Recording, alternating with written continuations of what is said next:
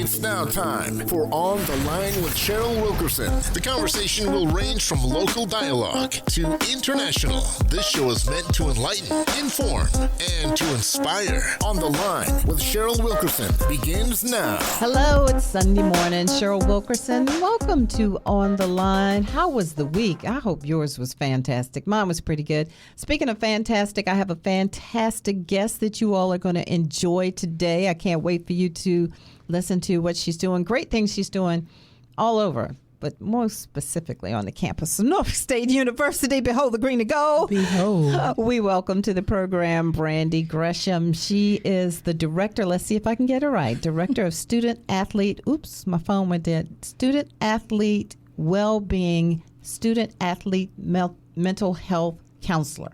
All of that. That is correct. Let me try it one more time.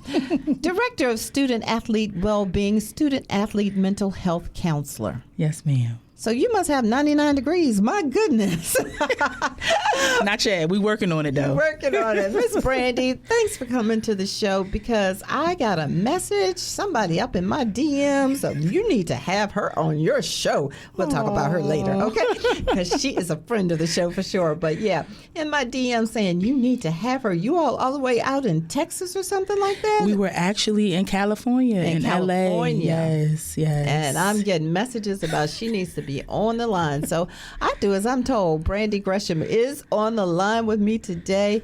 Welcome to the program. Thank you. I really appreciate you taking the time to meet with me and to have me as your guest today. So I'm excited. Okay, we are hearing so much in the world today about mental health. Mental health for adults. We hear so much about mental health for boys, or we hear mental health for girls or young people or teenagers. Now you are involved with mental health for athletes. Yes, ma'am. How did that come about? So, it was one of those things where when it's for you, it's for you. I want to say back in 2018, the NCAA ended up giving Norfolk State a mental health grant for the athletic department. And I got a phone call and said, Brandy, this is something that we are looking to initiate within the athletic department, and trying to see if you're interested in taking this position and just making it your own and creating a program within the athletic department for the student athletes. And so I said, oh my God, of course. This is right up my alley. I am a Norfolk State alum. I had the opportunity to do track and field while I was here in undergrad many moons ago. So it was like the best of both worlds, especially seeing that I've been working in the mental health field for over 19 years. Oh, my goodness. It's been a minute. Yes. So let's go back. Born and bred in the 757? No, I'm originally from Hartford, Bloomfield, Connecticut. No. Yes. And so I came here in 2001. To go to Norfolk State To come to Norfolk State specifically, yes. Tell me about growing up.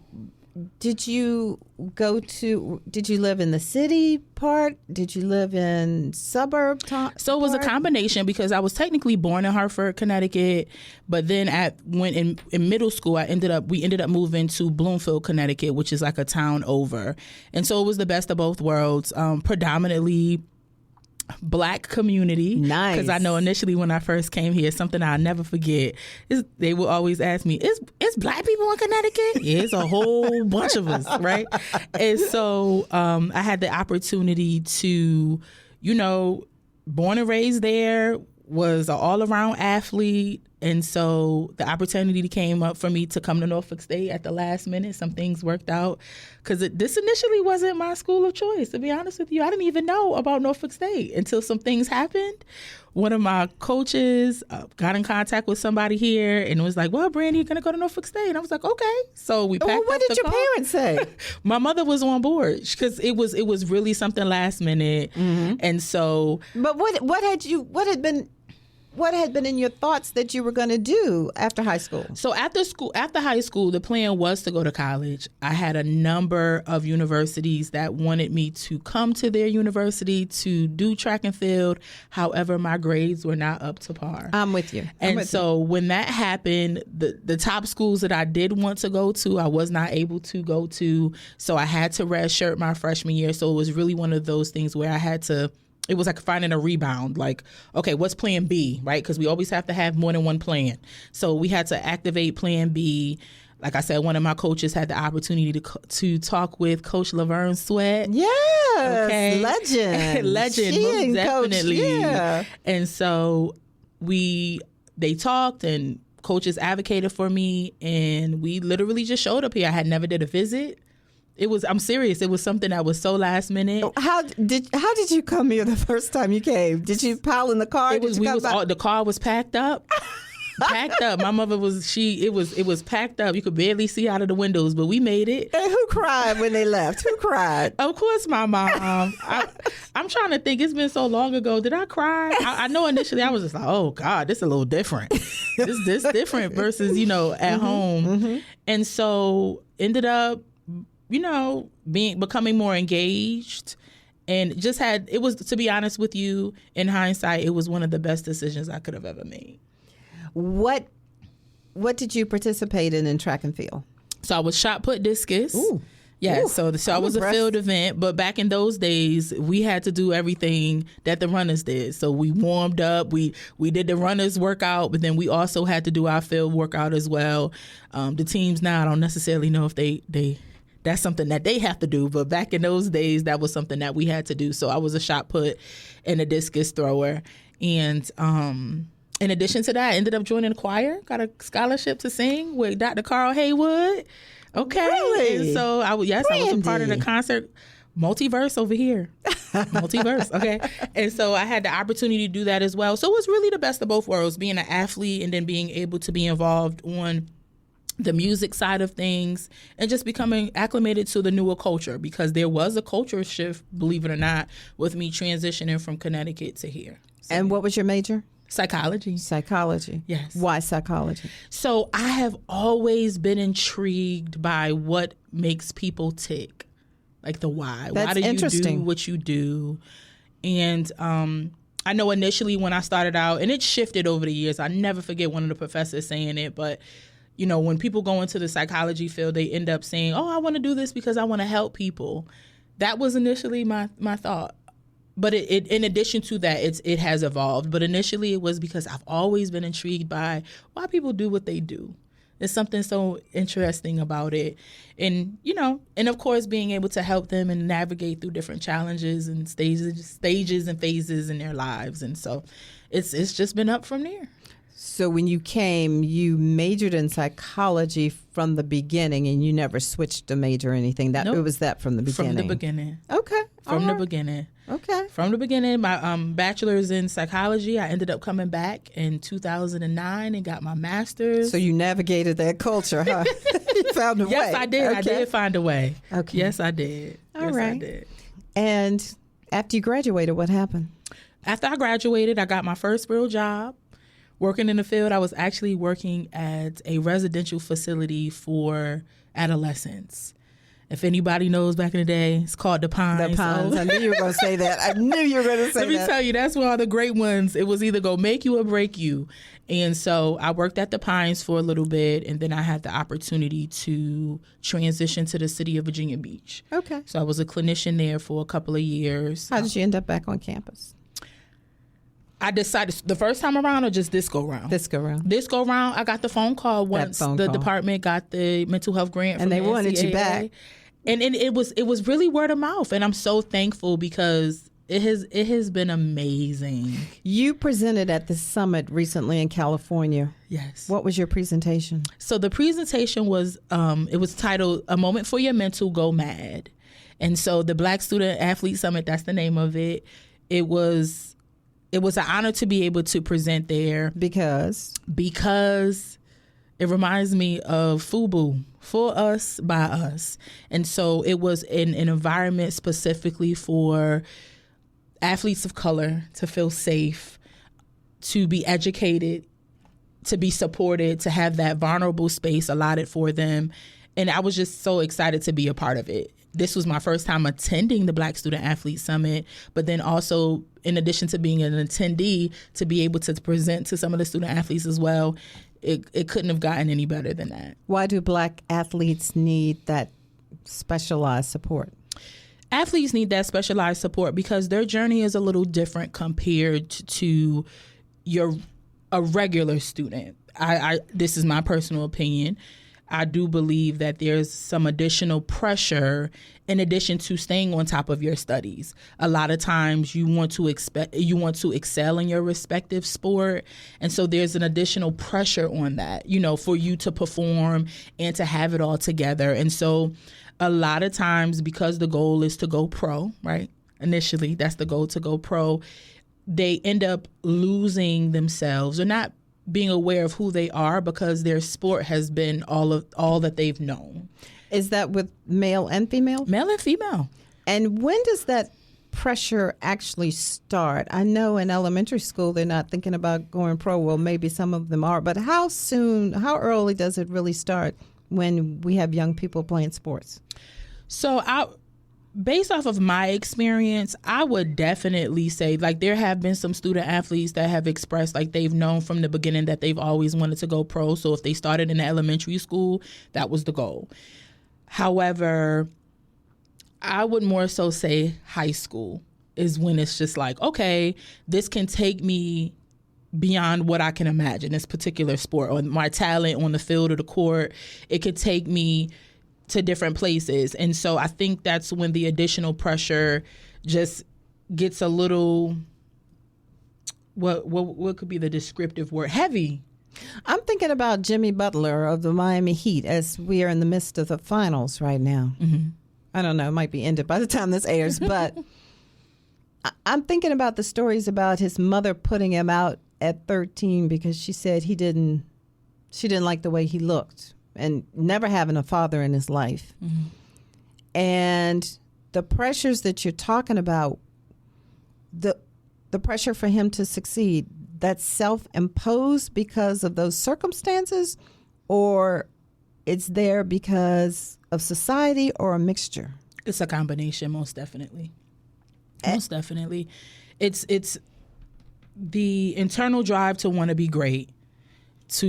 Especially if your mom is saying she doesn't want to see you, and a dad obviously doesn't want to see you, especially right? Because a lot of times, and it's not for everybody, the environment in which we may come from, it's the way to get out.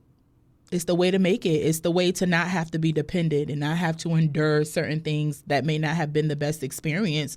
And so you put a lot on that as your ticket to ride out of any situation that you may be in.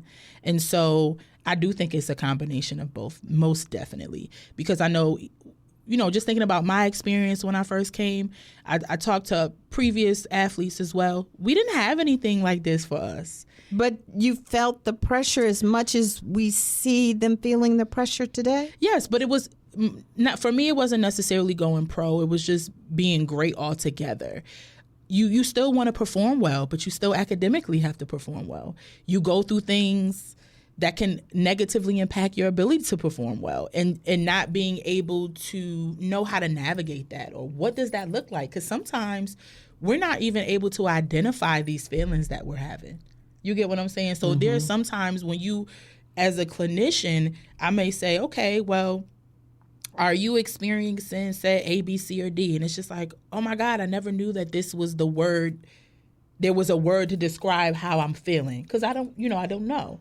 And so I do believe that it's pressures regardless. Whether you it's pressures regardless. It's pressures regardless. And I'm using celebrities because everybody can think about their circumstances. I'm not using them just to point them out, but everybody knows the story. So Osaka, Naomi Osaka. Yes. Simone Biles. Yes. Who else can I name? Who else is out there, Brandy? Off the top of my head. When we see them going through, if we see Simone Biles not competing in the Olympics in as many sports as she used to, that pressure for her to say, no, I'm going to take care of me first, that's immense pressure. That's pressure that most of us can't imagine today, or it's a simple decision that they make. Ooh, that's a loaded question. I think that it is a simple decision. Mm-hmm. The immense pressure is the reaction to the simple decision that I'm about to make from others, mm-hmm. which hinders a lot of people. Mm-hmm. I truly believe, and I talk about this often, a lot of times we know exactly what it is that we need to do. We know exactly what it is that we need to do. The issue is doing it. The issue is making that decision, knowing that this may be best for you, but then being worried about what the world and what others will think of you if this is something that you do. So now I'm outside of the world of sports and I'm applying it to Rihanna. Oh, she needs to make another album. She needs to make another album. And I keep saying to myself and others, maybe that's not her goal. Maybe her goal is to have made the album she made, and now she wants a family, and now she's doing her Fenty, which is, she's a billionaire. Right. What? But the pressure from the fans is that we want another album. Right. The pressure from the fans is we want Simone on the uneven parallel bars. We want Osaka with the tennis racket in her hand. But we don't mean any harm. But it is harmful to them, correct? Most definitely, because, I feel like with life in general, we want to make people proud. I feel like it's a great feeling for people to be proud of you, to respect you, to see you as a role model, and it feeds us sometimes, mm-hmm. like who we are as individuals. And so to know that you may be a disappointment, to know that your views or what it is that you want to do doesn't align with the majority, that can tug at you a lot. Because here we go with, I can tie all this together now. Here we go with The Little Mermaid. Yes. And we've got representation. So, oh my gosh, when I saw that movie, I knew that I could be an actress. Yes. So we don't want to disappoint the next one. But at what cost do we not want to disappoint? And we say, I'm not going to pick up this tennis racket. I'm not going to do this extra event. But you can still be great. You can still be great. You could still be amazing. You can still be amazing. And that's exactly what But are they going to believe you if they don't see it? Believe me? If they don't see it. If the next little girl or boy doesn't see it, will they believe it? Is that why it's so important that we want people to do things even when they're not feeling it or it's not best for them? But we say, oh, we can see it, we can believe it.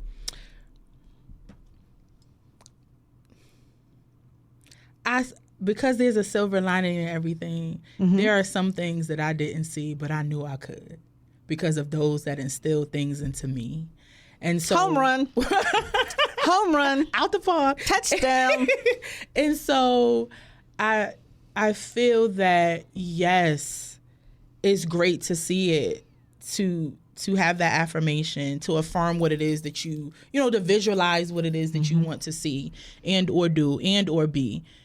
But there is something that's so much greater, and that's the influence of those around you that are speaking life into you and just allowing you to have that space. Like I tell them, I call them my boos. That's my term of endearment. And so like I tell them all the time, you're entitled to feel the way that you feel. You're entitled to feel the way that you feel, but know that you are more than your feelings, because feelings change. Feelings aren't facts. They are not. Feelings are not facts. We have whittled everything down to, the way I feel. And when we say something is the way we feel, we mean that as though that's the end of the discussion.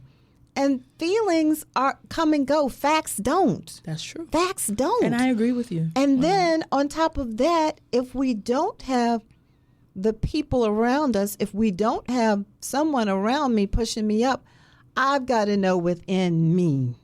There's Jimmy Butler.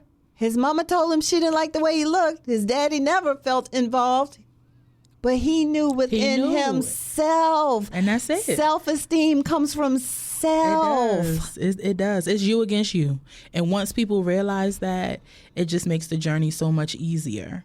That's why you have to take a moment for your mental. I tell my student athletes all the time, or even my clients in private practice, everything is mental. Everything is mental. You mean when I was failing the math and my dad told me I could do it if I stopped thinking I couldn't do it? Yes. He was right. Okay. He was right. He was right. Because like you said, it's if you believe that, because if you think about it, if you look at it from another perspective, if somebody says you're beautiful and you're this amazing person, but if you don't believe that, it doesn't matter what anybody says. You all are getting all the tea this morning. All the facts this morning. Her name is Brandy Gresham, and she is located right here on the campus of Norfolk State University, Director of Student Athlete Wellbeing, Student Athlete Mental Health Counselor, and she knows what she's talking about, and that's why it's just good to hear this. So what is the number one problem? Is that the word I want to use? What are parents doing that they probably should not be doing when it comes to our student athletes? They're not intentionally, going out here and doing the wrong thing by their student athlete. Right. But what would you say to parents is the number one thing for them to look out for? So number one thing to look out for, because there's always room for improvement. So let me just word it a little bit differently. It will be beneficial for parents to hold their young adults or their adolescents more accountable. Say that. Accountability is a very big thing, because this world is hard. It is. Life is hard. It is. And, certain experiences that may not necessarily be the best to experience, they're necessary because it helps thicken the skin. Yes. It helps you to be able to sharpen the tools and or gain some additional tools to help you navigate and go through life, because life is going to life. That's one thing we can bet all our money on. Life is going to happen. It will blindside the living daylights out of us. However, if you are equipped with what it is that you need to get through it, you will be fine. It still go hurt now. Right. It's go hurt. Which is normal. And I don't know why we're trying to avoid normal. Like, if someone dies, you're going to be sad. What can I do not to be sad? You're supposed to be sad. Someone just died. Right. We're not supposed to just avoid that feeling, that emotion. And you're making a point. And we have to normalize it. We have to normalize it. That is the biggest thing. It is okay not to be okay. A lot of people, especially culturally for us, we're really good at masking what's really going on. But then you have the other people that are just drama kings and queens, and that makes us immune to the people that really do. You know what I'm talking about, right? I know what you're talking about. Okay, so how do we decipher between the two? Because over here, I have a friend that, Brandy, she may not complain much, and then I might go to social media and it might say, I'm not okay. But then I have the drama queen over here that I can always count on being a drama queen, and she's saying I'm not okay. Which one am I calling first? You're probably going to call the friend that doesn't say much. And that's only because over time we learn our community, which could be family, friends, line sisters. It can be anybody that's a part of your community. And over time, how those individuals work. And then it's just up to you, because I'm really big on proper people placement, my 3 Ps. Some people, you can extend the olive branch and be there to support them. Others, you might have to let them just navigate it on their own, because they may be exhausting. But I feel like that's something that you learned over time as you build those relationships and those set rapports with those individuals. So you'll be able to differentiate between the two. Okay. But just based off of what you shared with me, I would think that you would check up on the friend that really doesn't say much.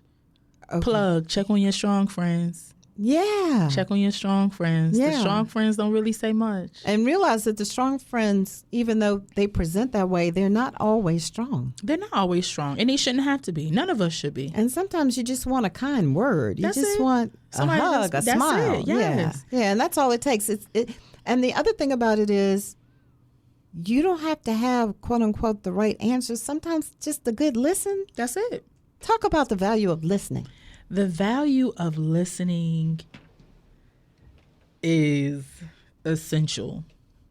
I think there is something amazing about silence. And sometimes people just need that opportunity to share how they feel and not necessarily to get a rebuttal from you. That is, listening is an art.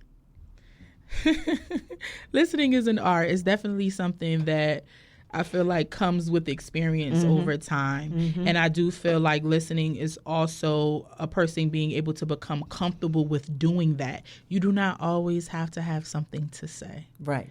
And all of these things we're talking about applies to our relationships with our athletes, Correct. right? All of this. Correct. Yeah. Because, a lot of times I think there's a misconception that, when you think of, oh, that's the mental health therapist for the student athletes or whatever title you would like to give, it's automatically association that something is wrong. And it's not always something wrong. Like I tell them, you don't always have to just come to see me when things have hit the fan. And they'll just voluntarily come and see you? Yes. It could, that must be a marvelous feeling. It is a marvelous feeling because back in 2019 when I first started, that was something that I had to work on. We talked about normalizing things.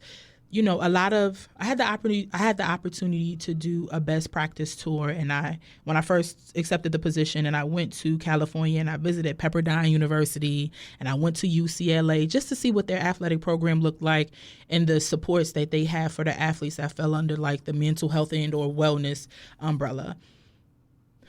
Night and day.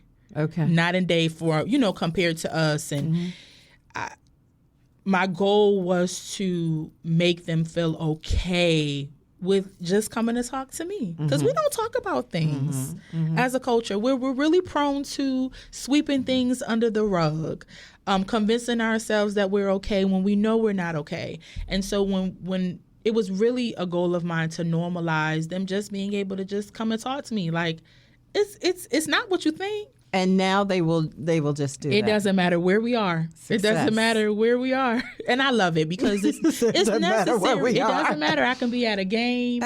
I could be on the sidelines. I might run into some of them in the community if they're working at certain restaurants and, hey, Miss G, Miss G, I got to come and talk to you they'll just go. And I love it because we need that. We need that. That's so beautiful. I don't mind being the listening ear because they need it. Good. Talking about the student athletes, but I kind of think a lot of this applies to the general population as well. Yes, ma'am. Yes, ma'am. It's just exciting to talk to you today. I don't know, what other points do you want to bring out about student athletes and mental health that I may not have thought to ask you about? My only point is don't be afraid to ask for help, and that goes for everybody. Do not be afraid to ask for help. Asking for help does not make you a weak person. Do counselors ask for help? Yes. Okay. You go to other counselors, or you just go to regular Joe Burrow friends? Technically, ethically, every therapist is supposed to have their own therapist because we're like a dumping ground, right? People dump on us, their problems. So, it's one of those things. Who helps the helper? So, it's something that is strongly encouraged. I know I mentioned earlier, I have a great community. I'm very thankful for my support system. And so I've gotten better personally. We're talking about leading by example. I've gotten better personally with leaning on those, in my circle that's a part of my community when I'm going through stuff. Well, I just want to let everybody know that if you send your athlete to Norfolk State University, that athlete, he or she will be in some great hands because you have listened to Brandy Gresham today, and you can tell that she is going to take care of, as the mothers say, my babies. We got to get out of that kind of babying them too much now, I think. But they're going to be in fine hands. So yes, they will. What information do you want to leave us with? If there's a parent listening, maybe they have a child here, or maybe there's a parent listening, they have a child going to University of Nebraska, but they still just might want to ask you a question or two. How can they get in contact with you? So they can get in contact with me. My email is bngresham, GRES as in Sam, HAM as in man, at nsu.edu. They can give me a call there. I think, that'll be better. Or they can find me on LinkedIn, Brandy Gresham, LPC. That's a great network for me. A lot of people reach out. Other universities are interested in implementing the same program we have here. So, they may inquire as to how I can help them. And so any questions that anybody has, I'm open to them. If any way I can be of assistance, just let me know.